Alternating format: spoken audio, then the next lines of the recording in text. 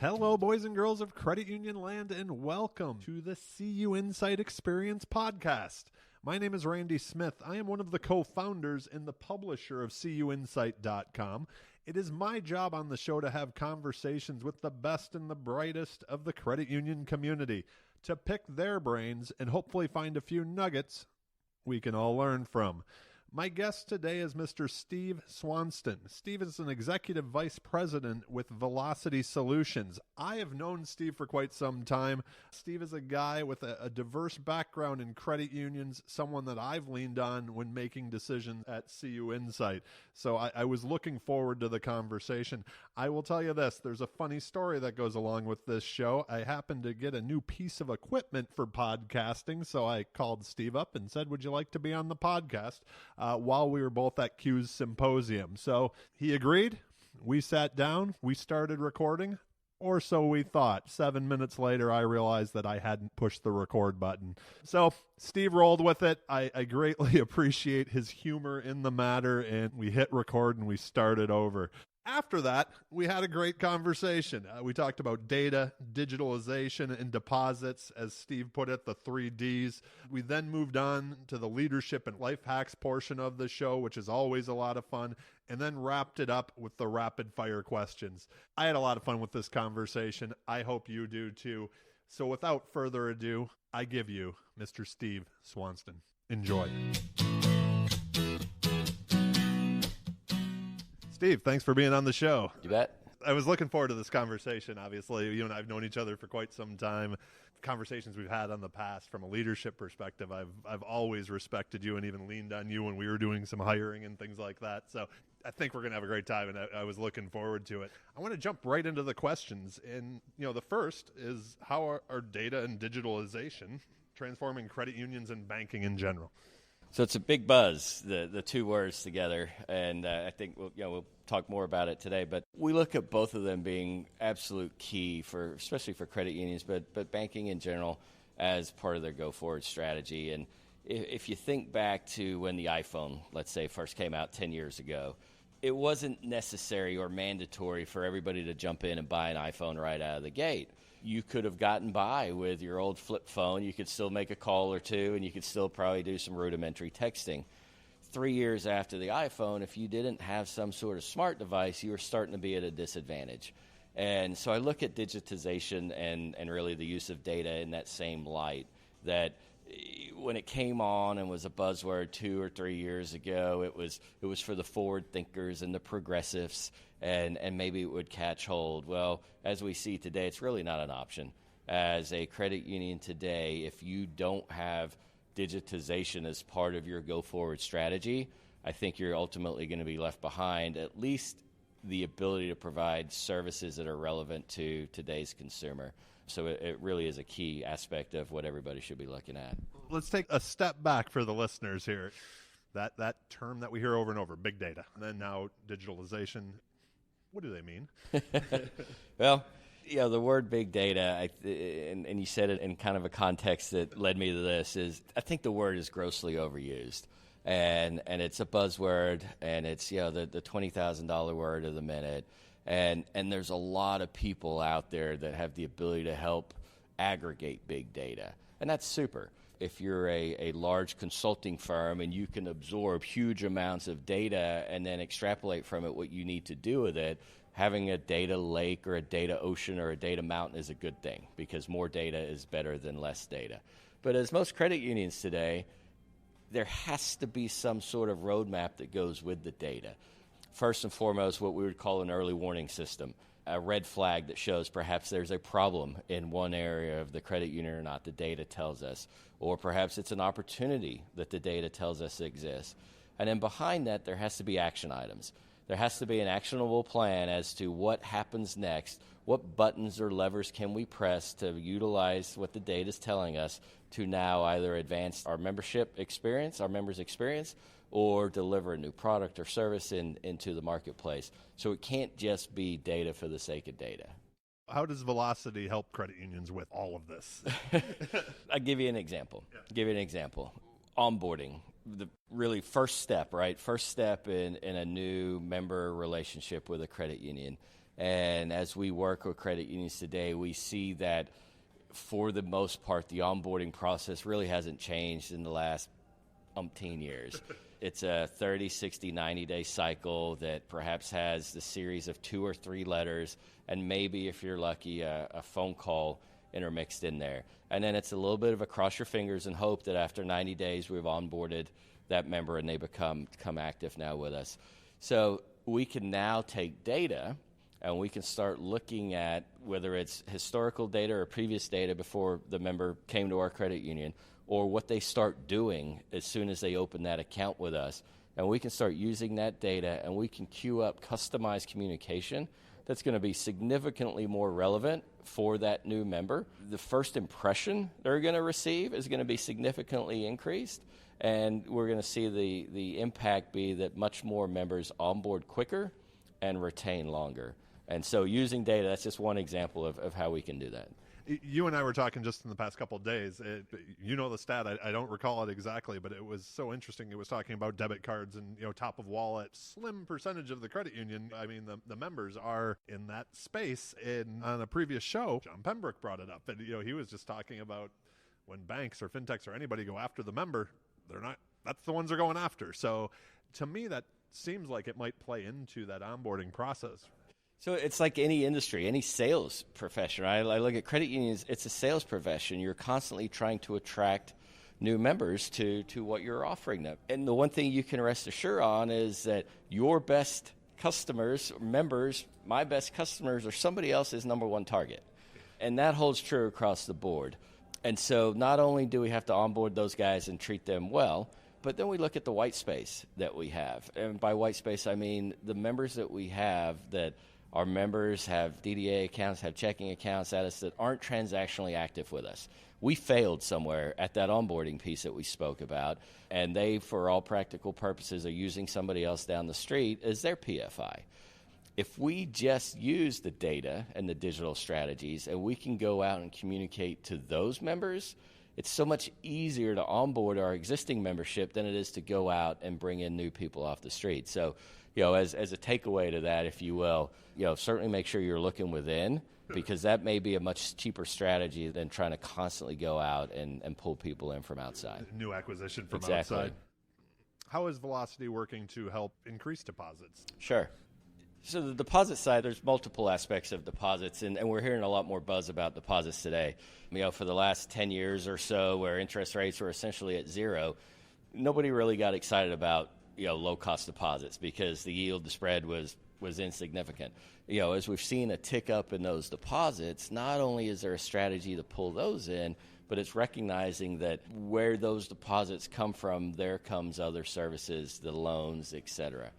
So Velocity has a few services, one of which we touched on is the onboarding aspect of it, both for new customers and existing customers. If you onboard somebody correctly, you organically become their PFI, top of wallet, which means that's where the transactions go through. In order to support the transactions, the deposits have to follow. I can't use you as my number one transactional vehicle without putting the deposits in, so that brings in the deposits. From a lending standpoint, we actually just acquired a digital lending platform. Cuba is the name of it, and it manages both consumer and small business lending. And what that's designed to do is automate the lending process, the lending application, and the underwriting for those smaller dollar loans, depending on a credit union's tolerance for that, so they don't have to have that individual touching that.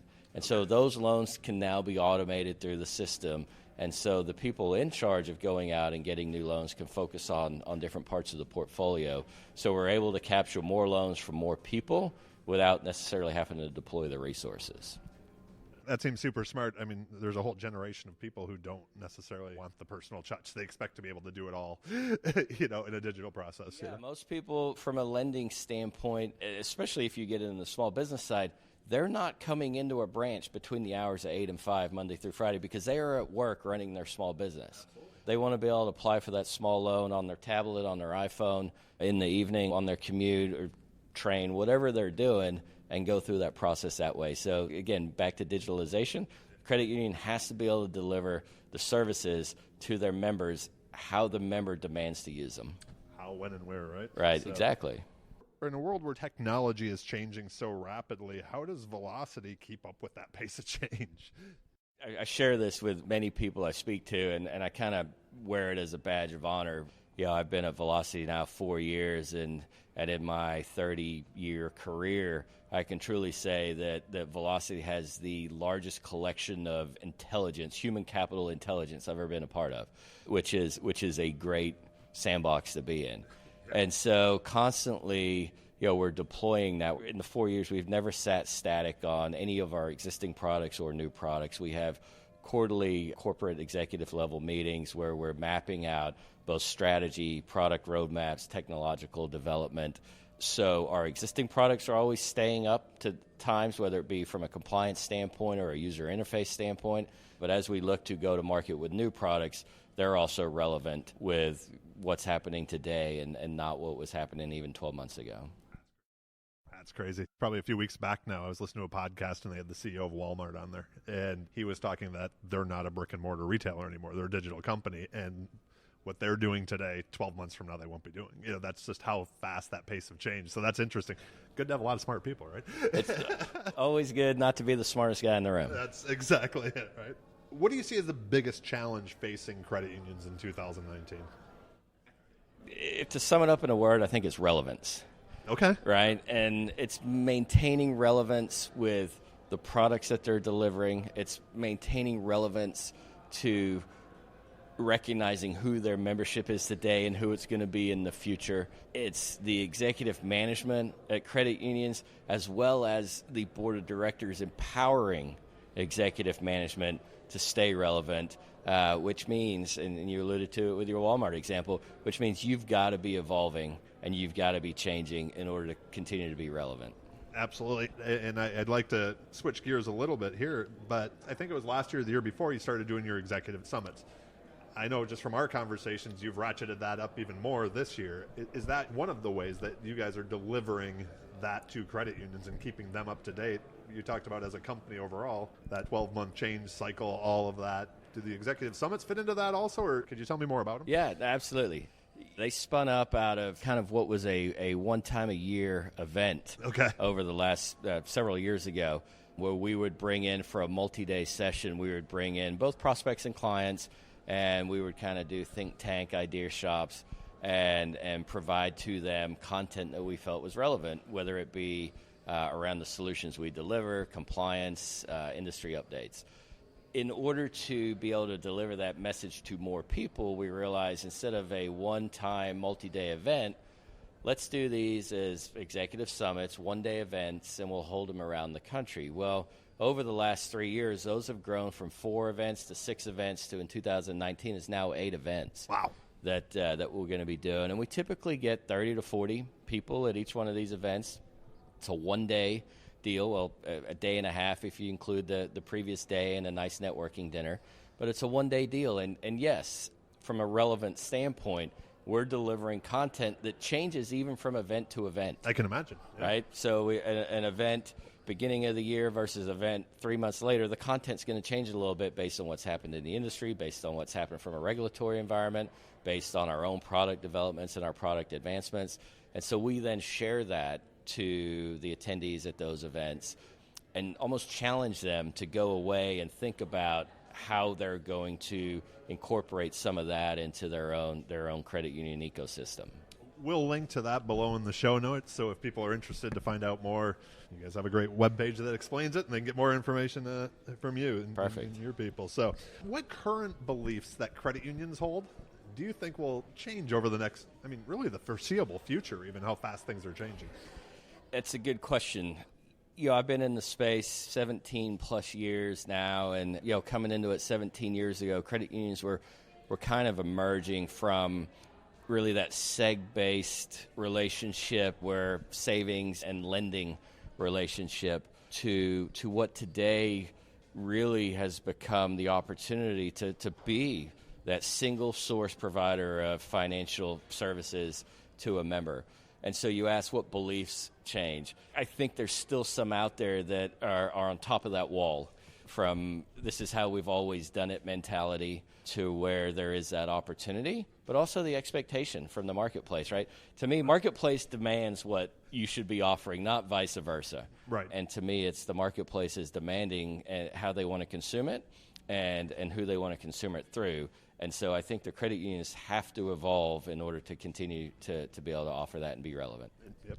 I'd like to switch gears a little bit here and talk about the leadership life hacks portion of the show.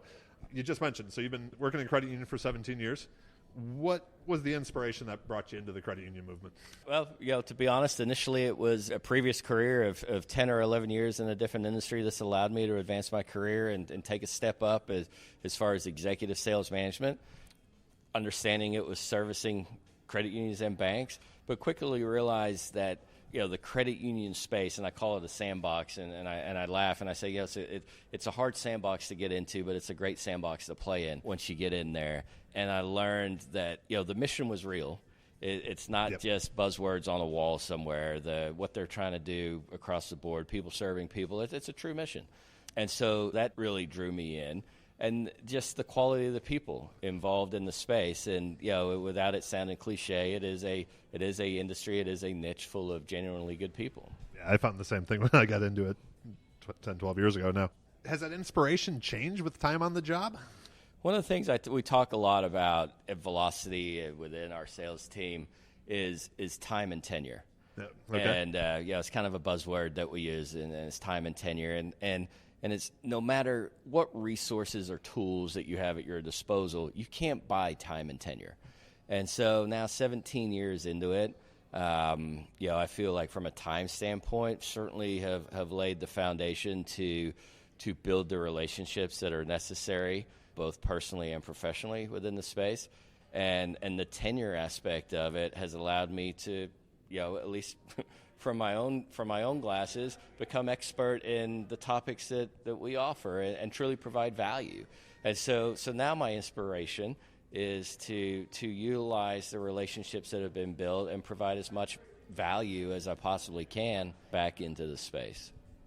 Let me ask you this, and you kind of touched on it, but how have credit unions changed since you started 17 years ago? Well, unfortunately, there's a lot less of them. So that's right. That's true. So there's a big change. Well, that's a big one. Yeah, we touched on it a little bit. I think it's recognizing both the opportunity and the responsibility to serve. It's recognizing that the members don't wake up every day thinking about their credit union. Right. Like we would all like to think that was, you get up, get dressed, brush your teeth, think about my credit union. It's not how it works. And I think the credit unions have recognized that. So they need to continue down that paradigm. Yep. And they need to continue executing with a high degree and utilizing, again, not just ours, but all of the other service providers out there that can give them the leg up in the marketplace strategically.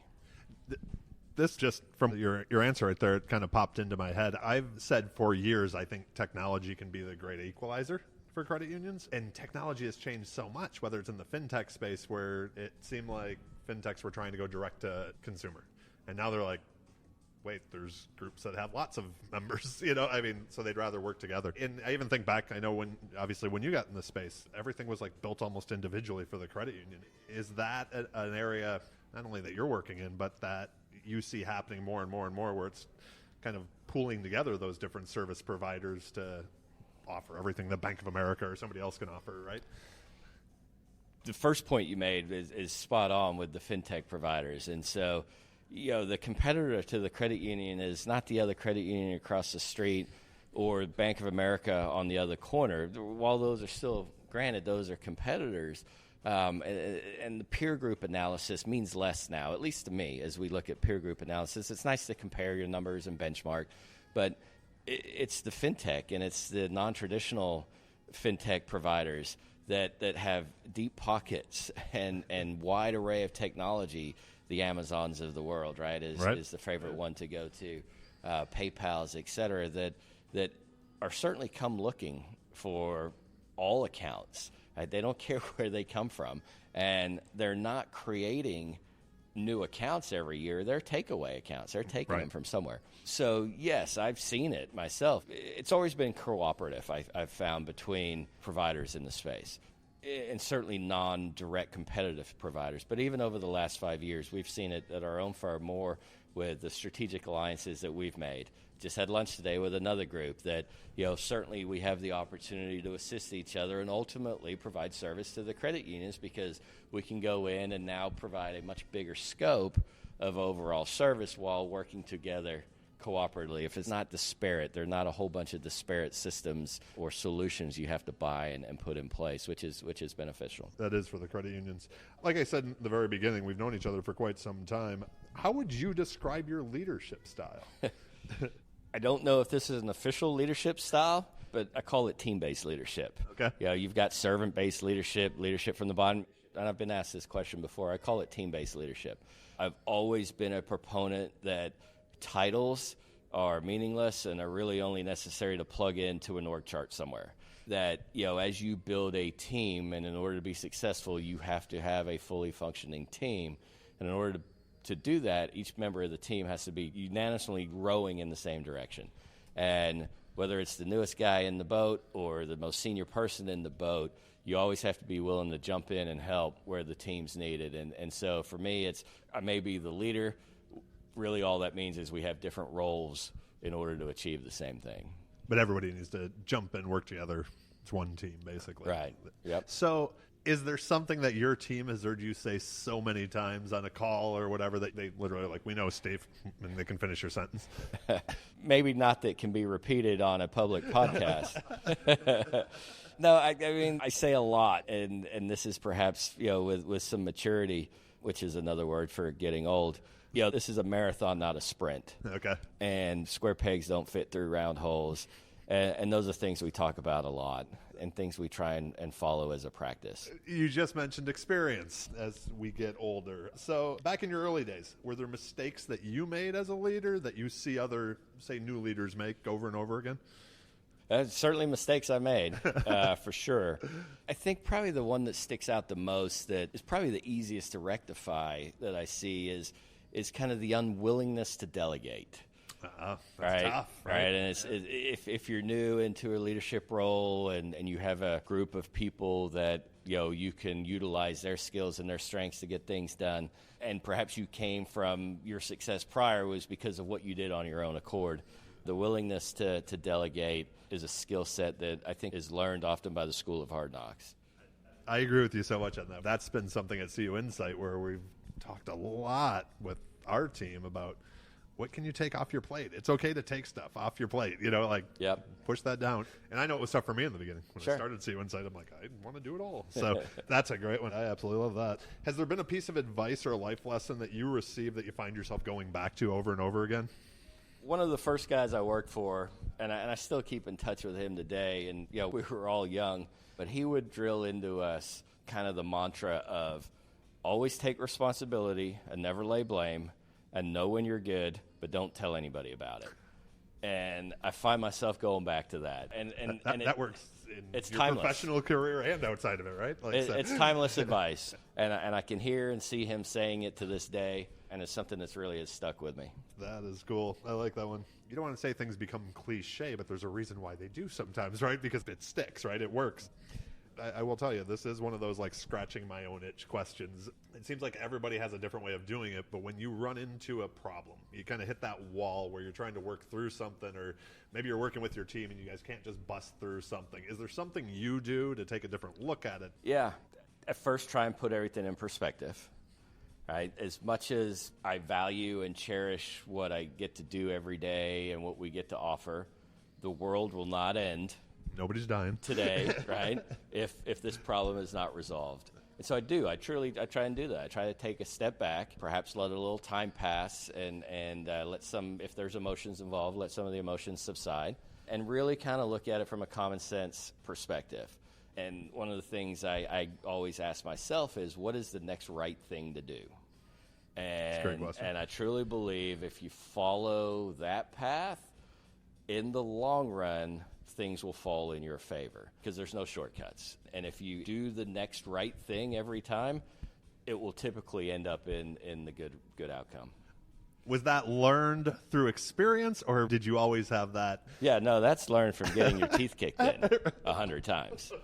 And realizing that trying to do the same thing over and over again and expecting different results is Einstein's theory of insanity. So no, definitely a learned lesson. Sounds like it, right? For all of us. We hope we get a little bit smarter with age. If you have a free day, nothing to do with work, what's Steve doing? Well, people have asked me that quite a bit in the last couple of years, and my standard response is I'm an Uber driver for my kids. You said your daughter just got her license, right? So my daughter just got her driver's license, so that's one less Uber route that I'll need to take. I truly have tried to enjoy the last several years with two teenage kids, kind of viewing life through their eyes and enjoying that. Again, cliche as it is, I mean, it goes by fast, and people tell you that, and there's no doubt that is the truth. So I've been trying to enjoy that, and perhaps one day in the near future I'll start playing golf again or fishing or something along those lines. I love it. Well, hopefully with your daughter driving, you'll get a little bit more time. But right. Keep enjoying her because she'll be in college before too long, right? So the insanity will continue. Absolutely. Another one of these scratching my own itch questions. As a leader, how do you, not only to your team, but keep the velocity message fresh to credit union? Yeah, but both internally and externally to the credit unions, it's constantly refreshing our message. And again, that goes back to some of the things we discussed we have both a client advisory board as well as our own board of directors. Okay. So we look for guidance from our client advisory board, and we look for empowerment from our own board of directors, which both give unconditionally. It's fantastic to work in that environment. But using that to constantly look at product evolution, how we make either small tweaks to delivery or service, as well as then future cast what the market is demanding, and how we evolve the products from there. Behind that, we use our marketing group does a great job of constantly providing fresh messaging around what we're looking to do. And then we also touched on the executive summits. Those truly are kind of our go-to standard and really, quite honestly, are one of our big market differentiators as to how we deliver our message to the credit union space. And you said those are for both clients and prospective clients, right? Yeah, we bring together on purpose and potentially to our own detriment if we didn't service our clients very well. We will bring in any client that wants to come for whatever reason they want to come, as well as a room full of prospects, and we let them just talk. We don't stage the conversations, we don't queue up the conversations, and we find that through those natural conversations that happen, the prospects get so much more out of that in speaking with our existing clients than they could from any PowerPoint or sales pitch from us. A referral from somebody already using it, it's always better than the sales pitch, right? So, yep. Final part, I want to respect your time. We're sitting here, like I said, in the Bahamas, and the sun is actually out now. It was raining earlier this morning. So finish up with these rapid-fire questions. Questions are rapid. Your answers do not have to be. Okay. So, do you have any daily routines, something that you do that if you don't do it, your day just feels a little bit off? Well, first off, nobody's going to feel sorry for us sitting in the Bahamas. No, not at all. So we will not play that empathy card. I got a text from one of my guys where he was shoveling about 4 feet of snow, and it read, "I wish you were here." So we're lucky to be where we are today. There's a few things that I do. They may sound a little archaic. I still use a handwritten to-do list. Okay. And it's actually ones that I purchased from an online group that allows me to organize the to-dos, task rank them, but I keep it handwritten on my desk. And at the end of each day, I like to both go through and physically make sure I have scratched off all of the tasks and items that I needed to accomplish for today, and then go through and make sure I have notated everything that needs to happen both tomorrow and through the rest of the week or the rest of the month.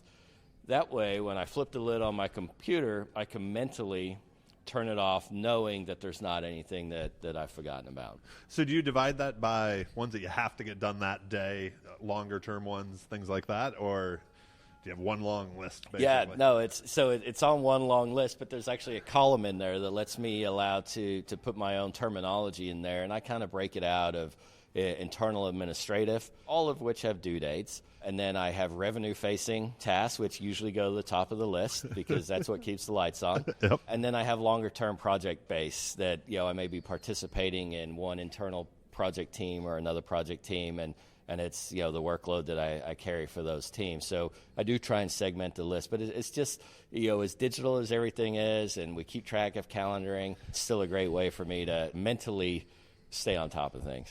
I have my iPad here that I'm reading off of, but my to-do list is in a journal every day. Yep. So and that's a Moleskine journal. If anybody knows anybody who works for them, they should send me free ones. It's product placement. Now, the random question, but the one that's a lot of fun. What's the best album, front to back, of all time, the one you can't skip a song? Oh, boy. Today, 2019, I'm certainly much more of a country fan, but to go back and answer your initial question, if I was to pick one album, and albums have kind of unfortunately become a thing of the past, that had the most impact on me kind of growing up would have to be U2 Joshua Tree. Oh, it's a fantastic album. Yeah. That's for sure. I could probably list the songs in order today. Gosh, I remember that one. That's for sure. I'm a reader. At our house, we have a stack of books that we're trying to work our way through that people have recommended. Amazon makes it too easy to buy them, right? So is there a book over your life that you've gifted to other people, or one that you've just recommend over and over and over again?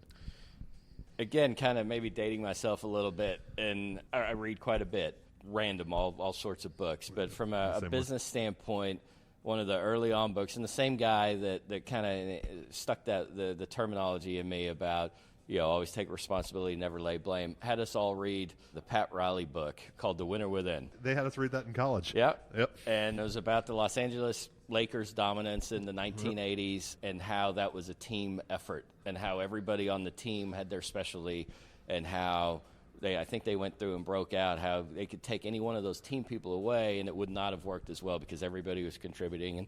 And that's really what got me started with kind of that team-based leadership mentality. And so that was an early one. I'm not even sure it's in print anymore. And then, of course, you've got I've always been associated with rapidly growing organizations. And so I have done a lot of work around the Jim Collins, Built to Last, and Good to Great. Yep. And so those are always Good great standbys. Amazing book, right? Anything on the non-business side? Do you have a favorite book? Or the book I just read, I'm trying to recall the title. It was, I think it's number 2 on the New York Times bestseller list by a Navy SEAL by the name of Goggins. Okay. And it says, "You can't break me or can't take me." Okay. I just finished reading it on the plane over here. It's a little bit business related. It's about determination and overcoming obstacles. Okay. That was a fantastic read if people are interested in that. And then perhaps my secret pleasure is I've read all of the John Grisham books. After college, I had not read for pleasure ever in my life, and John Grisham books were the first ones that got me to read for pleasure. So, I'm still a fan. I get the guilty pleasure there. So I'm going to ask you a question that I specifically didn't send out to you because I wanted it to be just like top of mind. So the surprise question in the rapid fire. When you hear the word success, who's the first person that comes to mind? That's a good question, Randy, and obviously I could go a lot of different directions with that. Maybe because I just reread this book and perhaps more success, not in modern day, but over the last 20 or so years, Rudy Giuliani and the success that he had in turning around, if you will, New York City from a dangerous place to live with his broken window policy, putting that in place and really turning in one of the world's largest cities into the metropolis that it became under his leadership. So from a success standpoint, I look at that, read a couple of his leadership books and memoirs. Okay. And so as first person that came to mind, that's who I would give you. That's perfect. As you've gotten older, has anything become more important to you, and what, if anything, has become less?